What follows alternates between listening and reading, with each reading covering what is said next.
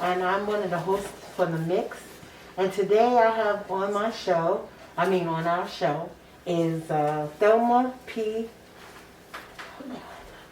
Lambert. And I have Michelle Baptiste. And Michelle Baptiste is running for justice for Freeport Village. And then Tamara Walker is running for Freeport mayor. And today we're going to ask questions on how they're going to fix Freeport. What would they do to make Freeport a better place? Michelle, we can start with you first. Sure. So, as you mentioned, I'm running for village justice, and one of the things I'm focused on is making sure that the courts continue to treat everyone equally. So regardless of who appears there, how connected they are or not connected to any particular political party, how affluent they are or influential they are, that they're treated the same as someone who knows no one, the average person. So I believe that justice should be applied to everyone equally. And that's one of the things I'm focused on. Okay. Tamara? So, as Pam said, my name is Thelma B. Lambert Watkins, and I'm running for mayor in the village of Freeport. I'm running because Freeport is my home. It's where I've lived since I was 7. I went through all the schools in Freeport, and I want to make it a better, safer place for all the people in Freeport, and especially for my children. So that's one of the reasons why I'm running for mayor in the village of Freeport. Also, I would like to ask you, I know there's 2 other ladies that they are not here. And can you tell something about them for your whole team so people can come out and vote on the 3rd, I think 3/16 of this month? So yes, our ticket is called We the People. We named our ticket We the People because we want to be the voice of the people of Freeport. We consider ourselves we are definitely a well-rounded ticket. We have all occupational histories with us. We have Juana Prada Moore, who's also known as Jenny, which is what I was about to call her. And she is our medical person on our ticket. We also have Tiffany Pendola, and she is our educational person on the ticket. And I am a business major. I have an MBA. I am also a property manager. I manage a resident. I have 4,500 residents where I manage, as well as I supervise a staff of over 70 individuals on a daily basis. And I manage a multi-million-dollar budget so that I have all the transferable skills in order to run the village of Freeport. So when we win, we're going to hit the ground running. That's good. I see also that me and your sister, that means you're from the order. Oh yes, absolutely. I am a member of the Order of the Eastern Stars, as well as a member of Theta Phi Beta Sorority Incorporated. Okay. I would like everyone that is in our organization to please come out and vote for them. You know that we all stick together. So as brothers and sisters, we're going to vote for this team. Okay. I would like to know, when you first came to Freeport, when you started living in Freeport, how you became to live in Freeport, and what was your thoughts when you came? Sure. So I've lived in Freeport for a little over 18 years now, and I moved here 2 years after graduating from law school. I attended Albany Law School, and one of the things that was important to me is when I graduated was to move out of New York City. So I grew up in Brooklyn for the time that I've been here. Originally from the island of Grenada. So I came here as a child. But I grew up in the Flatbush section of Brooklyn.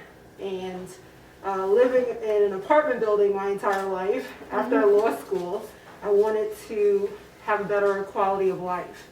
So for me, Freeport was that choice. So I bought my house in Freeport a couple of years after law school, and that was the reason why I moved out here. So have you now, when you moved here now, that how it is now, do you see a difference than where it was when you first moved here?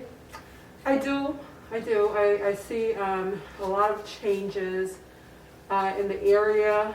Some good, some bad. I also see, you know, in terms of the ability for people to stay in Freeport has become more difficult. One of the things I do as an attorney is that I do foreclosure defense. So I volunteer for the Queens Volunteer Lawyers Project. So I work pro bono for individuals who were in danger of losing their homes. So I've done that for a number of years, and I do it also for a fee. But I've noticed in Freeport, just like many of the other towns in the corridor, what we call the corridor, so Freeport, Hempstead, Roosevelt, you know, that people are having a hard time staying in Freeport. They're having a hard time staying in our communities. Taxes are becoming, you know, very high. So a lot of the people who I knew who moved in the same time I did are no longer there. A lot of people have lost their homes. They're forced out. So those are the type of things that I've observed. Yes, okay. And that you probably can help with well, in the future? Well, that's what Thelma and the village trustees will be helping with. As the village justice, I really don't have any input as to those type of issues. Okay. But that's just an observation as a legal professional. Okay. Thelma, the same question if you don't mind. Well, as I stated, I came to Freeport as a child. I born to two Jamaican immigrant parents that migrated from Jamaica, West Indies, to America. So my brother was born actually in Jamaica. My sister and I were born in Brooklyn. And they came to Freeport when I was 7. And so I've been here for over 40 years. And I put my children through the same school system, you know, and my daughter is currently in the high school. So I'm still a part of that system. I'm also, and I stay very active in the community. As I stated, I belong to 2 organizations, but my sorority and I did a lot of community services in the Freeport community, as well as I have also, I sit on a not-for-profit board for the homeless shelter in Freeport. I'm a member of, I'm the PTA council president currently in Freeport, in which I've been on the PTAs since my kids were in school. So I've stayed a part of the community, active in the community, doing things for the community for my entire adult life, as well as I've, you know, participated initiated communities. Because one of the things that the Zetas have is they have youth groups. They have 3 auxiliary youth groups, in which we did have the youth groups operating in Freeport at one point under my leadership. So, as well as we did a lot of senior programs at the Bethel AME Church with the senior program. So I've done a lot of things in Freeport. My daughter was also part of Girl Scouts, so I did a lot of things with the Girl Scouts. So I participate in many different events, community service. I've been, you know, as a Freeport High School graduate, I always attend homecoming. I was, especially because I ran track, I was in DECA. I was active even in Freeport when I was in school, so it's my home, it's where I live, and it's what I want to make better. I want to see better for it, yes. Okay. I was told to ask you ladies something.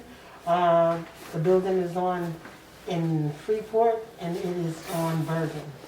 And you have resident buildings there. And they want to know, is there anything that y'all could do about the building that they live in? Could you help them in some type of way? Because they raise the rent all the time. The rug has been in there for over 40 years. They have bugs, they have all types of stuff. So they asked me to, could y'all help them? There's a couple of buildings on there. I don't want to name the buildings, but you guys know where I'm talking about. Well, as you know, I work for the Housing Authority, and I've been working for the Housing Authority for 28 years. So housing is one of the things that I am passionate about. I'm passionate about housing our millennial children so that when they go off to college, they should be able to return back home to Freeport and have a decent living and someplace to live. Freeport is extremely high, and not just for homeowners in the taxes, but for rent for the millennial children and for the seniors for that matter. Because when you retire after working all these years, you're on a fixed income. You only get that check once a month, and it's very difficult to balance that budget on that fixed income and with such high rents. And the rents have gone up extremely high in the last 10 years, that it makes it very difficult for our young adults, especially with families, to live in Freeport, and our taxes are really so high. So one of the things that we're looking to do is we're trying to find that mixed dwelling where you can have commercial property along with residential property so that we can give them affordable living, as well as we're trying to put the homes in South Freeport that's been off the tax roll for the last 10 years because of Hurricane Sandy back on the tax roll so that we can kind of level off and balance the taxes in the community for everyone. And not only, just to balance it, but hopefully bring it down. Because if everybody was working and on the tax roll, maybe we can bring that tax down and paying off the debt that Freeport owes. Because, Freeport is currently in debt. It's been in debt for a long time. Yeah. And yes, it's decreased, but we need to decrease it some more so that we can bring down the taxes for the people in Freeport. Okay. Michelle, there's one more thing that I have to ask you because you know that how the police runs in Freeport. Is it anything that when you get in, like I see Jaybird walking for a person is $500. And you also have that, I know littering should be because it's $250. But Jaybird walking in because a person is drunk and they're walking home, they don't want to drive their car, they're charging them $700 or $600. And I believe the library, those things should be taken down because the library should be free that people can park their cars and go in the library. You understand what I'm saying? So is there any way that you can change any of that stuff?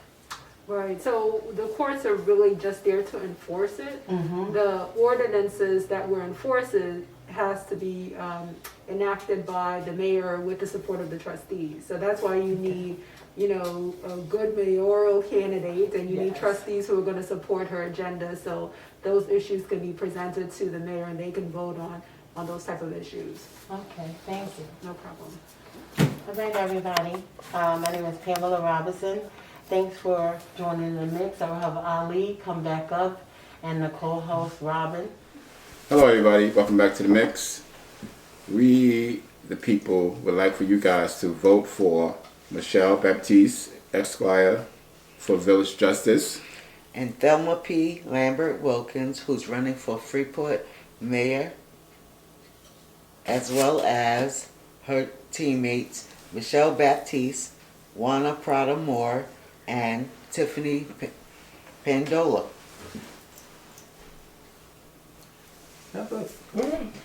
Just keep going.